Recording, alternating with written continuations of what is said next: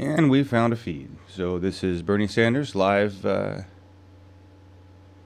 in Ohio, Cuyahoga County.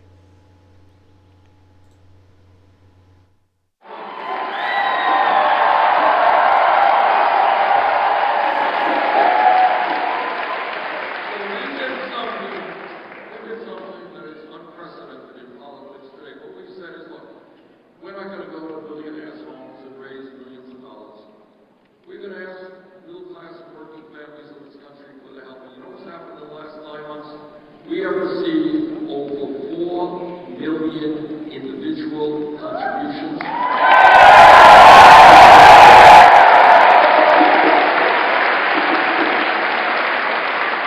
And that is more than any candidate in the history of this country up to this point.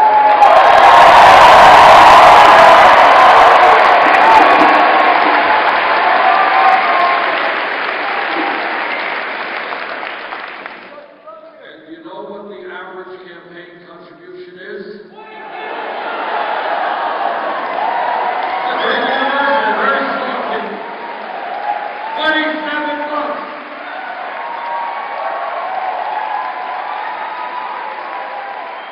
All of the political geniuses out there, they figure out, they say, how can it be? How can you actually run a winning campaign with an average contribution of $27? But I think what people are saying is not only are they supportive of what we're fighting for, but they're saying something else. They're saying we're going to do everything that we can to make sure that billionaires do not buy elections.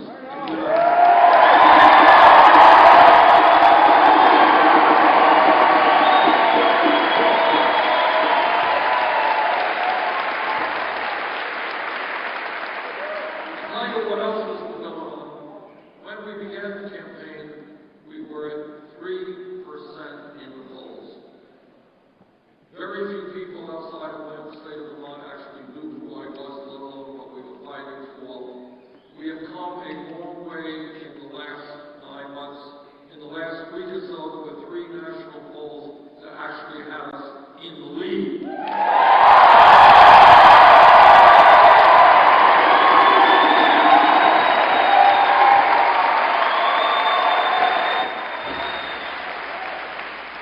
And when you do some of these polls, which has Bernie Sanders against Trump or Hillary Clinton against Trump, almost all of those polls have us beating Trump by wide margins.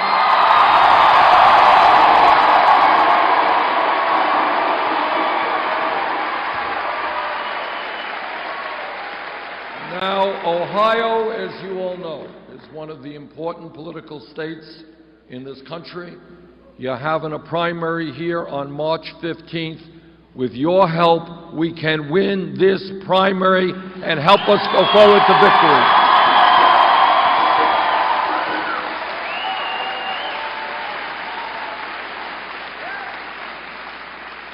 Now, I think the reason that we have come so far and are doing so well is pretty simple. We're doing something very, very radical.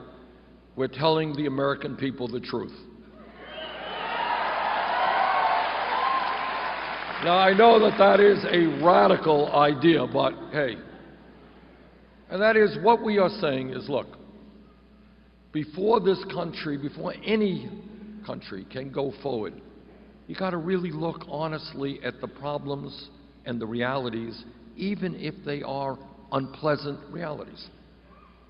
You know, unless you look at what goes on, you don't have a foundation in which to go forward. And what we have been doing in this campaign is listening to ordinary people, not just big money contributors. We are listening to millions of workers in this country who are telling us they cannot make it on $9 or $10 an hour.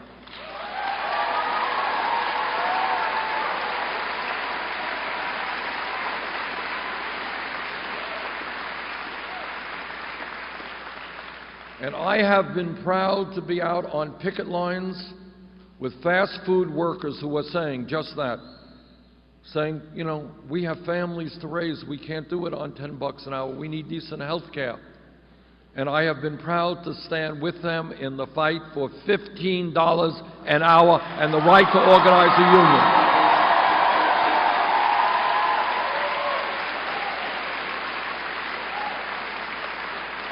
So when we talk about America and we understand the massive levels of income and wealth inequality, where the top one-tenth of 1% now owns almost as much wealth as the bottom 90%, in America, we can create an economy where if you work 40 hours a week, you are not living in poverty.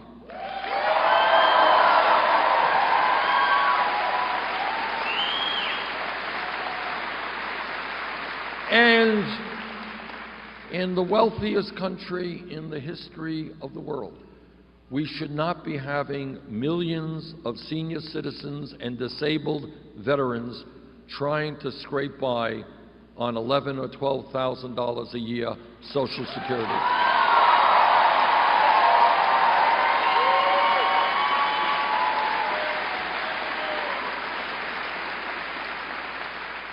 And I just want you for a moment, put yourself in the place of that 80, 90-year-old person.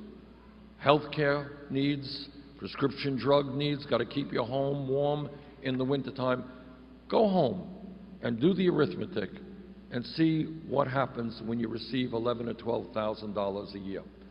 A country, a great country, is judged not by how many millionaires and billionaires it has, but on how it treats the weakest and most vulnerable amongst us.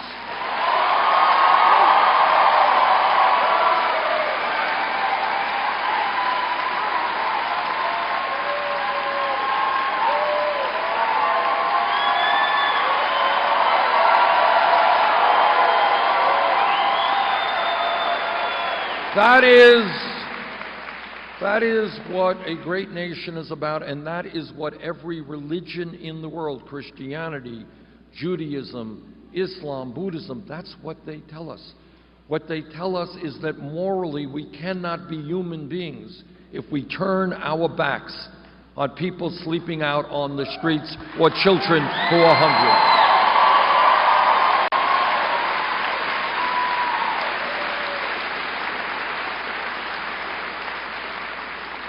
And what being human is about is I've got 4 great kids and 7 beautiful grandchildren. I want you to worry and be concerned about my kids and my grandchildren, and I will worry about you and your kids and your parents. That's a society.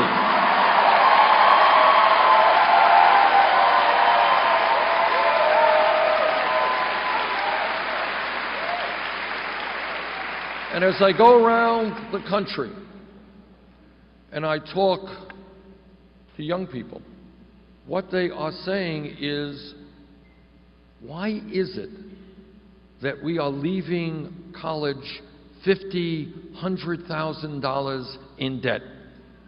Why is it we are being punished for what crime? The crime of trying to get a good education? We shouldn't be punished for that.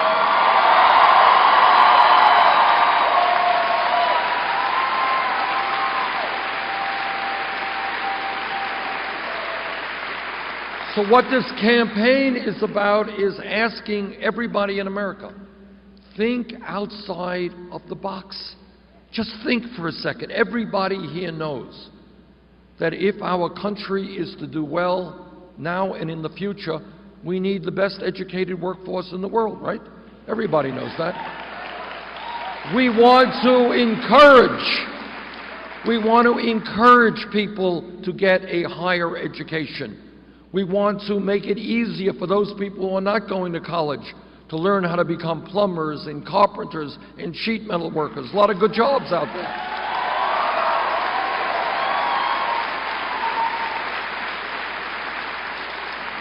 We should not be punishing people. We should be rewarding people who want to get an education.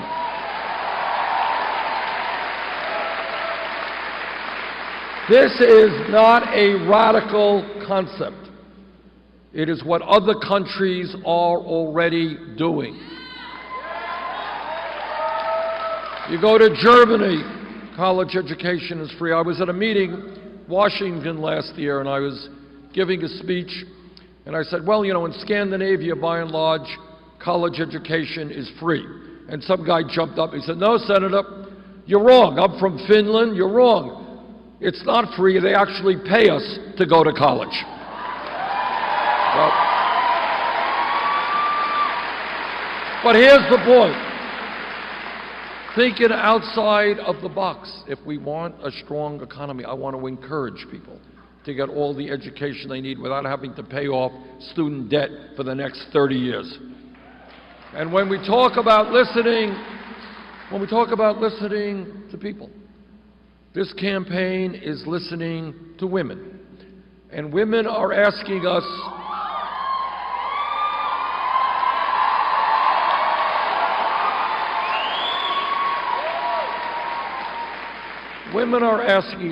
why is it that we make 79 cents on the dollar compared to men? Why is that?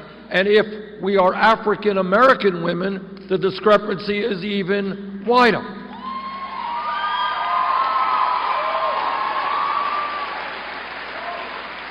And that is why I know that every man in this room will stand with the women in the fight for pay equity.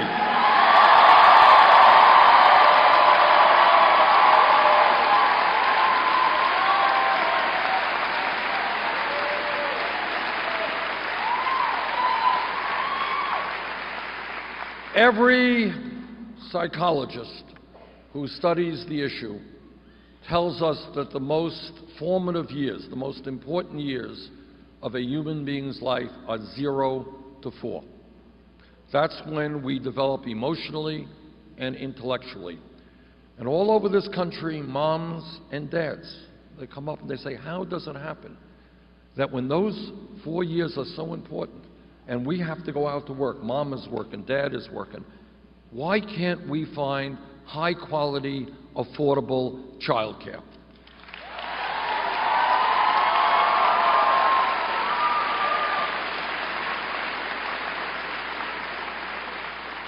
As a country, we should have a world-class pre-K child care system, and together we're going to develop that system.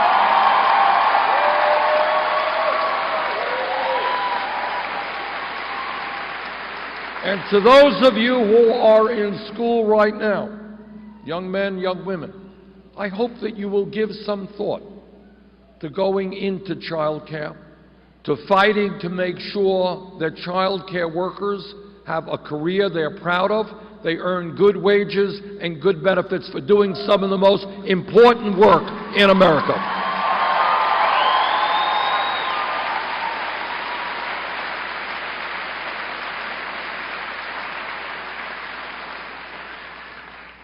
And when we listen to people, we are listening to our brothers and sisters in the African American community.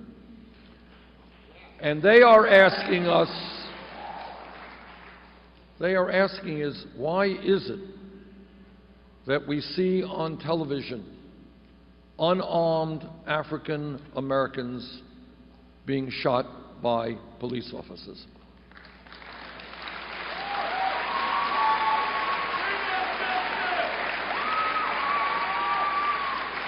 Now, I was a mayor of the city of Burlington, Vermont. Anybody here from Vermont? All right, a few. We're a small state, all right. And I was mayor of the largest city there for 8 years, and I worked closely with the police. And the vast, overwhelming majority of police officers are hardworking people, honest people trying to do a very, very difficult job. That's right. And by the way, when we talk about young people thinking about careers, we need some great police officers out there. Think about law enforcement. But, and here is the but, like any other public official, if a police officer breaks the law, that officer must be held accountable.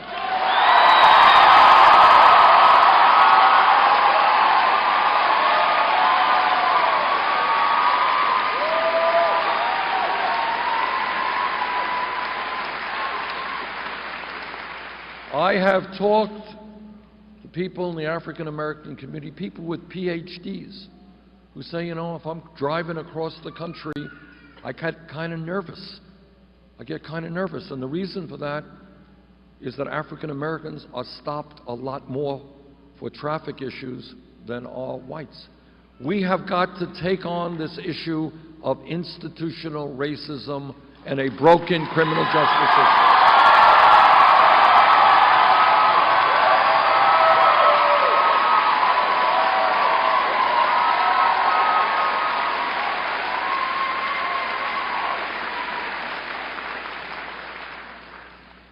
That is why I believe, and again I speak as a former mayor, that we have to demilitarize local police departments.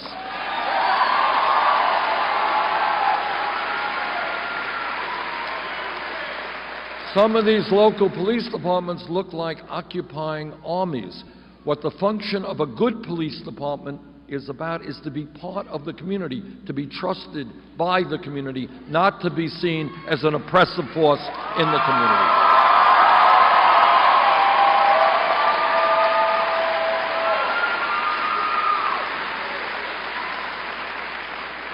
And we need to make police departments look like the diversity of the communities they are serving.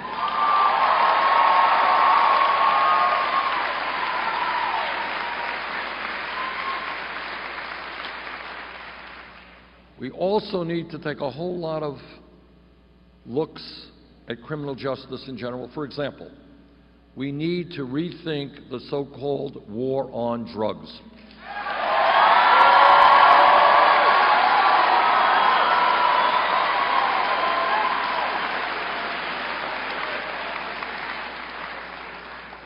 Over the last 30 years, millions of Americans have received police records for possession of marijuana.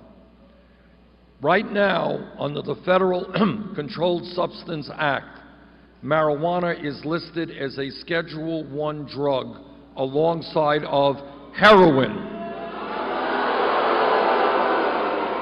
Now, I trust that everybody in this room knows, and sometimes people don't know, because this is a real problem in my state, in New Hampshire, and around this country.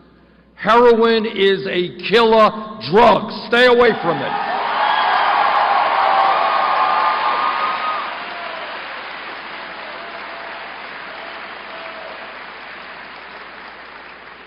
Now, there are people and scientists who argue the pluses and the minuses of marijuana, but no sensible person believes that marijuana is anything like heroin. And that's why I believe.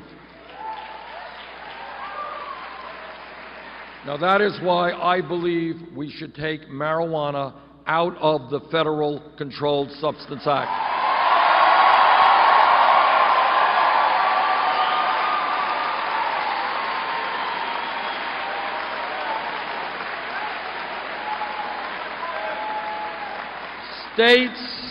States have the right, and the people in the states have a right to legalize marijuana or not. That's a state decision.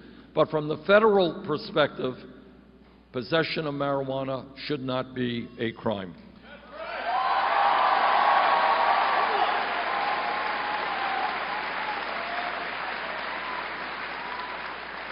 And when we talk about criminal justice, let me make some connections here. It's not only that we are dealing with institutional racism, it's we are dealing with a situation where youth unemployment in this country is off the charts. No one talks about it very much, but here's the facts. If a kid is 17 to 20 years of age, graduated high school, and is white, that kid is 33% of those white kids are unemployed or underemployed. If that kid is Latino, the number is 36%. If that kid is African American, that number is 51% unemployed or underemployed. So are you ready for a radical idea?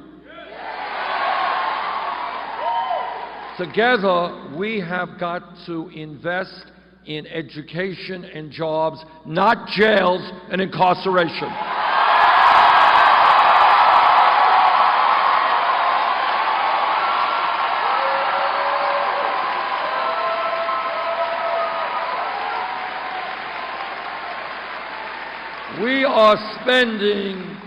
We are spending $80 billion a year to lock up 2.2 million Americans.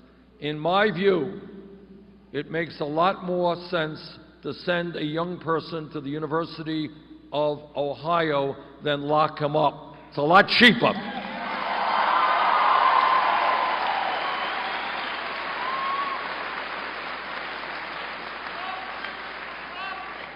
And when we talk about criminal justice, I'll tell you a story. We did a meeting on this. Actually, Senator Turner was there with me. We did it in Iowa a couple of months ago. We had a couple of guys there, remarkable men, who had served prison time.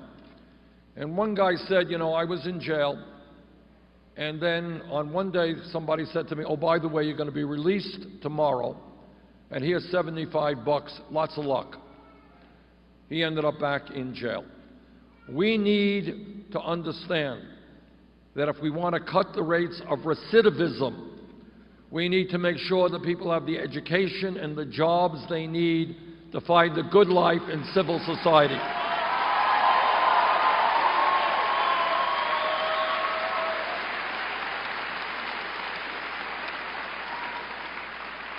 Now, my dad came to this country at the age of 17 from Poland without a nickel in his pocket. He never made much money. Dropped out of high school. My mom graduated high school. So I am a little bit sensitive to the issue of immigration. And I want everybody here to know that in America today, we have 11 million people come to this country to try to get a little bit better life for themselves and their children.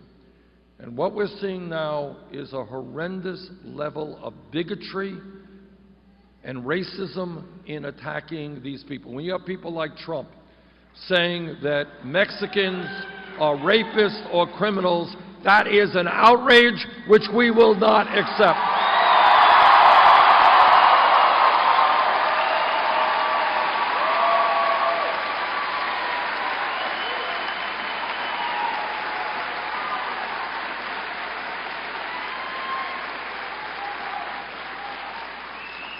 We need comprehensive immigration reform and a path toward citizenship for the undocumented.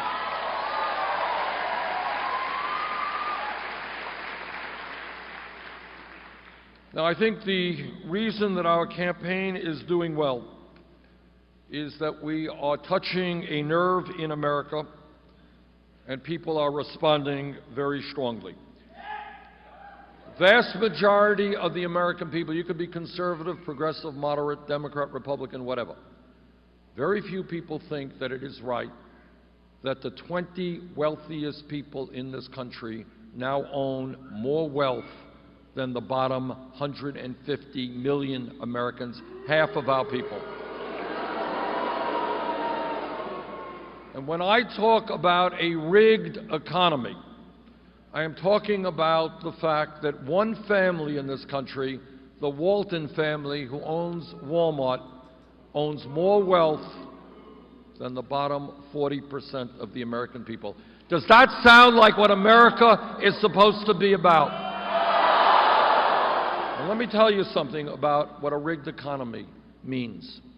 What a rigged economy means is that the wealthiest family in America, the Walton family, pays wages at Walmart that are so low that many of their employees have to be on Medicaid food stamps and subsidized housing. And you know who pays for that Medicaid food stamps? You do.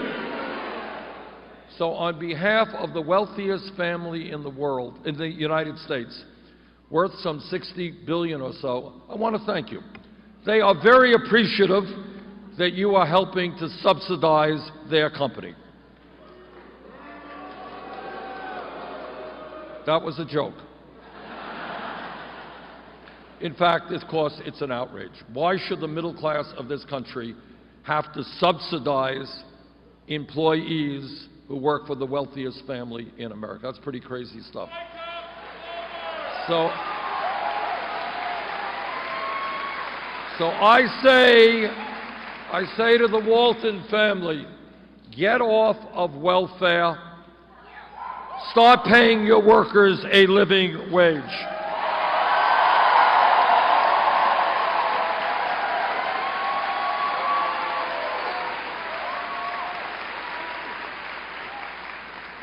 Now, when we talk about politics in America, you got a lot of Republicans running around the country talking about family values.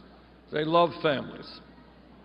You all know what they mean by family values. What they mean is that no woman in this room, in this state, in this country, should have the right to control her own body.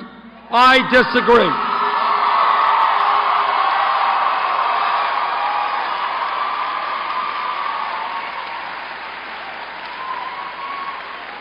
What they mean is that our gay brothers and sisters should not have the right to get married. I disagree.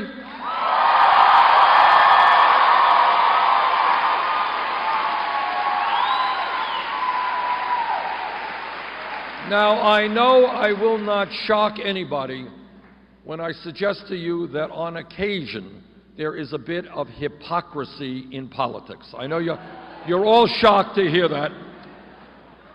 But in this issue, I think the hypocrisy reaches an all-time high, and this is why. You got Republicans running around this country, and they say, government stinks, government's the source of all evil, we hate government, we're going to cut Social Security, we're going to cut Medicare and Medicaid and the Postal Service, because we hate government.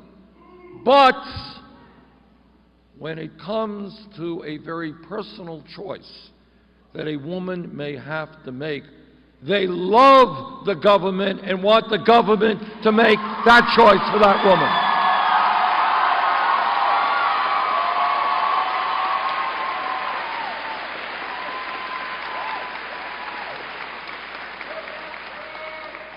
That, my friends, is called hypocrisy.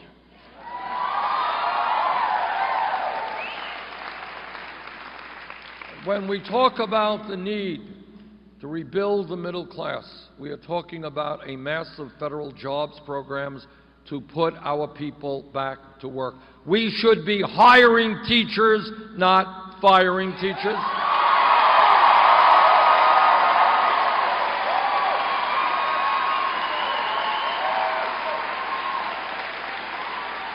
Tonight, if my memory is correct, I'm heading to Flint, Michigan. And it's not a meeting that I look forward to because I know what I'm going to hear because I've already spoken to people in Flint. And I spoke quietly to a number of people, and what they told me literally is incomprehensible that we are seeing what we are seeing in the United States of America in 2016. Thousands of children being poisoned by a broken water system, a poisonous water system. Now, my point is, Flint is maybe the worst example of a collapsing infrastructure, but it is not the only example. We can create millions of good-paying jobs by rebuilding our water systems, our wastewater plants, our roads, our bridges, our airports, our rail systems.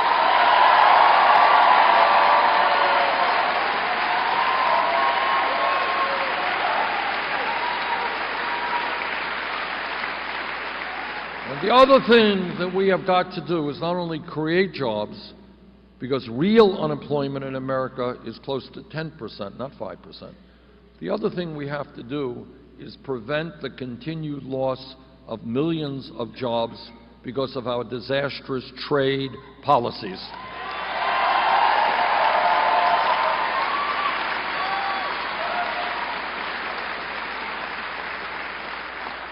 One of the differences between Secretary Clinton and myself is that she supported NAFTA, she supported permanent normal trade relations with China. I helped lead the opposition to those trade agreements. I was right, she was wrong.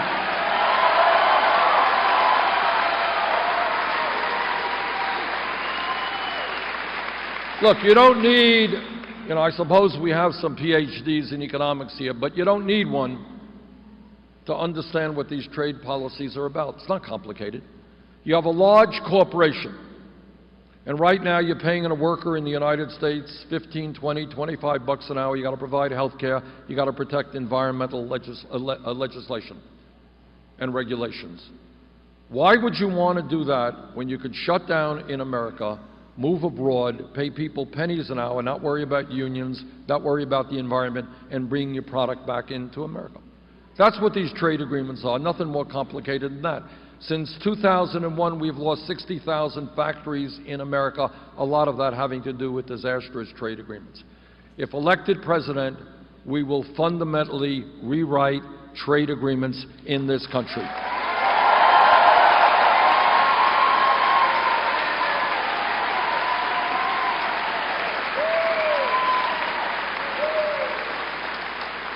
Corporate America, every night, turn on the TV, they say, buy this product, buy that product. Well, if they want us to buy these products, maybe they better start manufacturing those products in Ohio and America.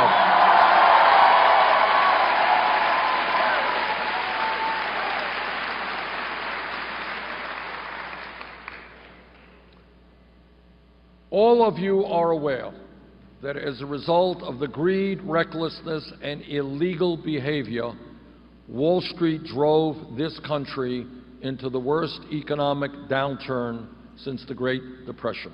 That's a fact. We bailed out Wall Street against my vote, but Congress bailed out Wall Street because the big banks were too big to fail, i.e., if they went under, they'd take half of the economy with them.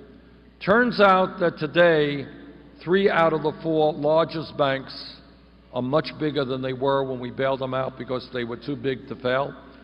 Turns out that the 6 largest banks in America issue 2/3 of the credit cards that you have and write 1/3 of the mortgages. In my view, if Teddy Roosevelt, the great trust buster, were alive today, what he would say when you have that much concentration of economic and political power, what you have got to do is break them up, and I agree.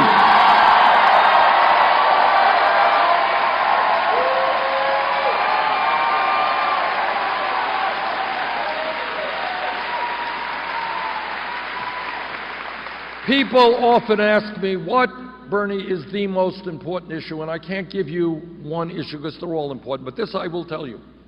There is one issue that impacts all other issues, and that is a corrupt campaign finance system which is undermining American democracy.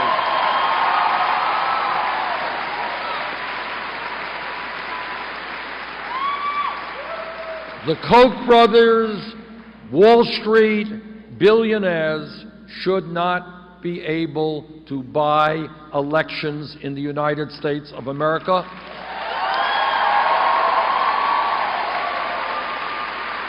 Together we are going to overturn Citizens United.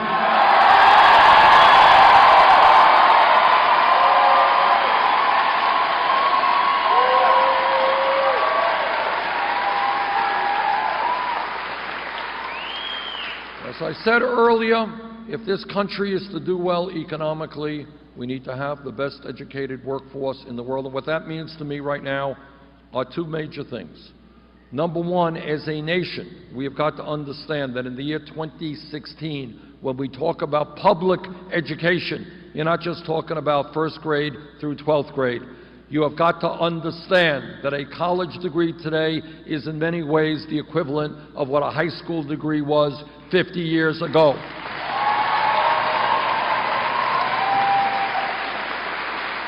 So we've got to do 2 things.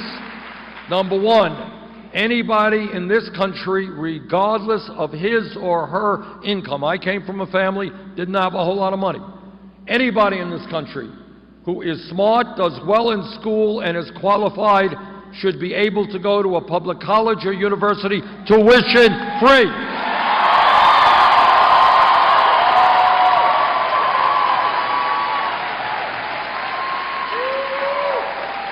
And second of all, we got to deal with this crisis of student debt.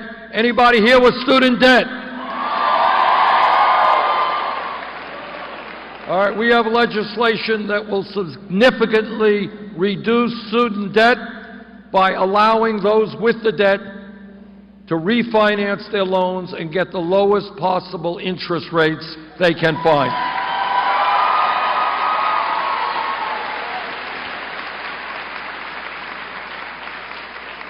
I'm a member of the U.S. Senate Committee on the Environment and the Senate Committee on Energy. And let me be the first to tell you what I think you already know. Climate change is real.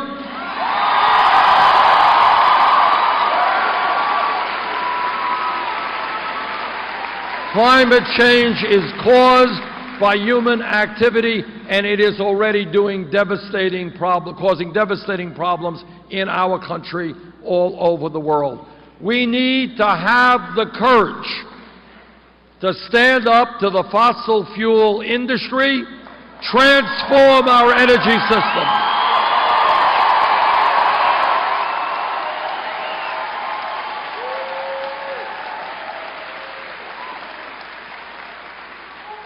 We cannot allow the fossil fuel industry to think that their short-term profits are more important than the kind of planet we're going to be leaving to our kids and future generations.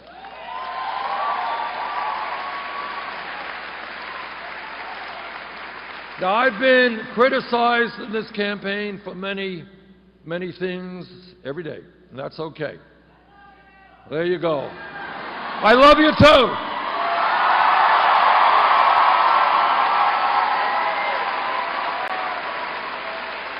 And here is one area that I have been criticized. Bernie, they say, why do you think the United States of America can do what every other major country on earth does? UK, France, Germany, Holland, Scandinavia, Canada. Why do you think that in America we can guarantee health care to all people as a right? Well, you know what? Let me be as clear as I can be. I believe that health care is a right, not a privilege.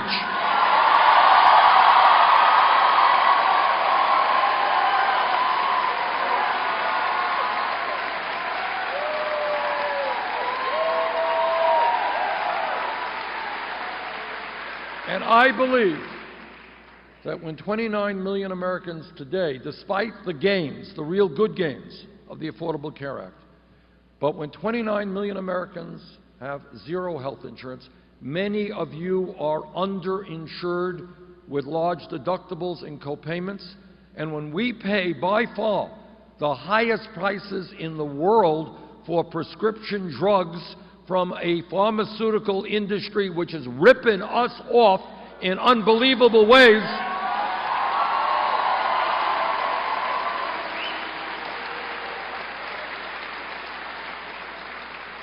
you want to hear crazy? This is crazy. 1 in 5 Americans who receive a prescription from a doctor cannot afford to fill that prescription. That's crazy stuff.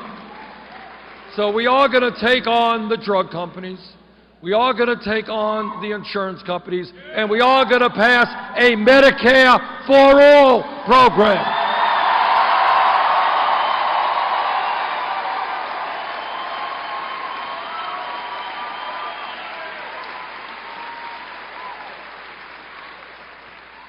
This campaign is not just about electing a president, although, of course, I'm here for that purpose and would appreciate your support on March 15th, but it is more than that. It is more than that. What this campaign is about is pushing forward for a political revolution which revitalizes American democracy, which demands that our government represents all of us and not just the 1%.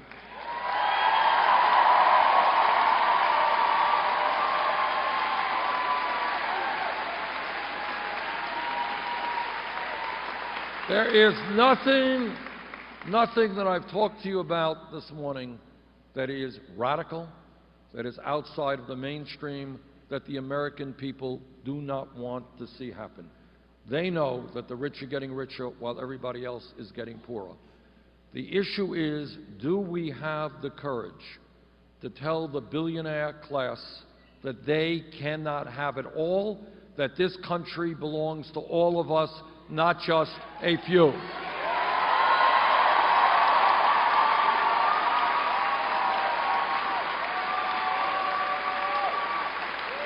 And if we have that courage, we're going to win here on March 15th, and together we're going to transform America. Thank you.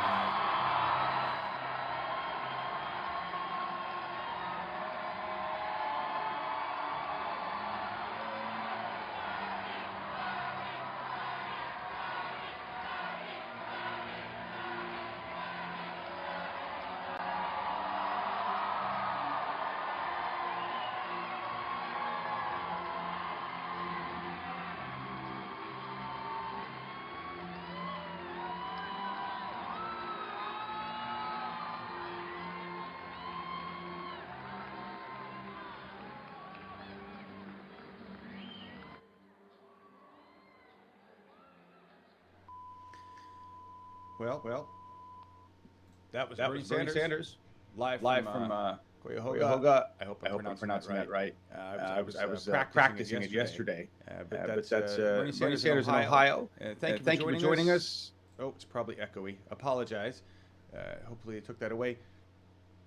This was unexpected. We thought we had a feed from volunteer John Spalding. Then we didn't have a feed because Wi-Fi was locked down. And then we found Robin Morris, volunteer, dropped in a couple feeds, so I just decided to go with it. So there we go. And that was a great speech. We've heard some new words out of him. He's using some new, some harsher terms. We'll talk about that in the newsroom today at 9 o'clock. I got about 20 minutes to get ready, and I'll see you then. Thanks for joining us, everybody.